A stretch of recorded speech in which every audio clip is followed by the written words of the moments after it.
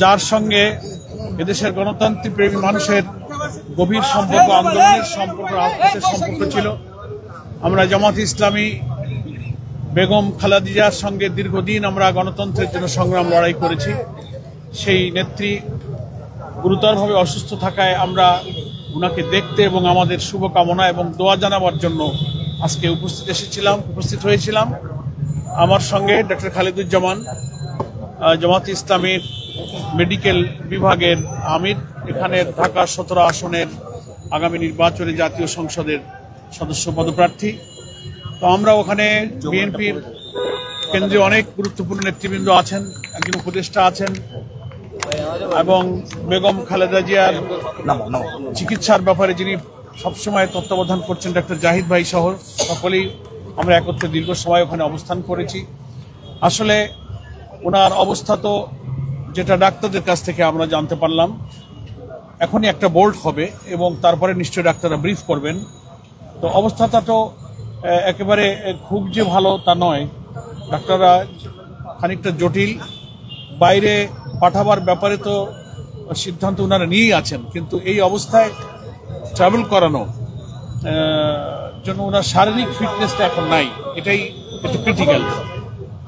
সামগ্রিক চিকিৎসার কোনো ত্রুটি তো হচ্ছে না, তারা খুবই আন্তরিকতার সাথে ডাক্তাররা চেষ্টা করছেন বাইরে উন্নত চিকিৎসার জন্য নেওয়ার ব্যাপারে ওনাদের সিদ্ধান্ত আছে, কিন্তু শারীরিক সক্ষমতা সাপেক্ষে ওনারা সে সিদ্ধান্ত হয়তো কার্যকর করবেন।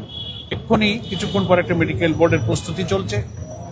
আমরা বাংলাদেশ জামাত ইসলামের পক্ষ থেকে সারা দেশে আজকে আমরা দোয়া, নফল ইবাদতের মাধ্যমে বেগম খালেদা জিয়ার সুস্থতা কামনা করেছি।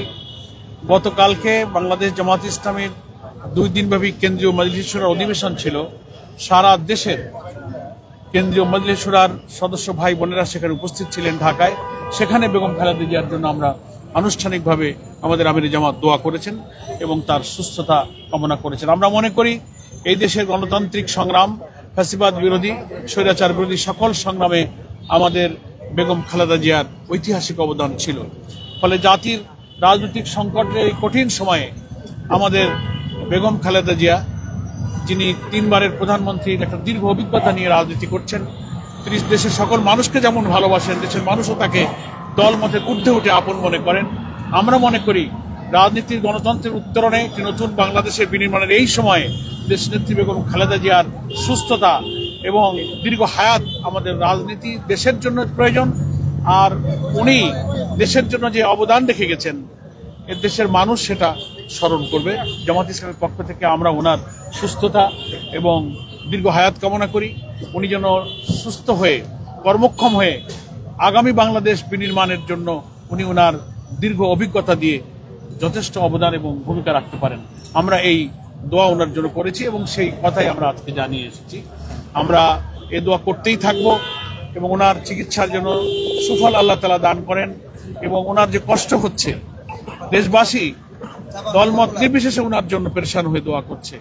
আল্লাহ তাআলা ওনার এই রোগের এবং চিকিৎসা চলাকালীন মানুষের, আমাদের যেমন আমরা কেউই ভালো মন্দ সব মিলেই তো মানুষ, আল্লাহ তাআলা ওনাকে সুস্থতা দান করুন, ওনার নেক হায়াত দান করুন, ওনার কষ্টকে লাঘব করে দিন।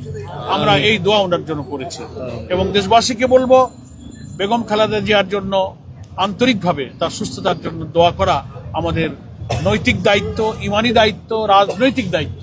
আমরা যারা রাজনীতির সাথে যুক্ত আছি, দেশবাসীকে আমি আবারও দোয়া করার জন্য আহ্বান জানিয়ে বেগম খালেদা জিয়ার সুস্থতা এবং নেক হায়াত কামনা করে আপাতত আমি ওনার স্বাস্থ্য সম্পর্কে এখন গিয়ে যা বুঝে আসলাম সে ব্যাপারে আপনাদের সামনে আমি ধন্যবাদ।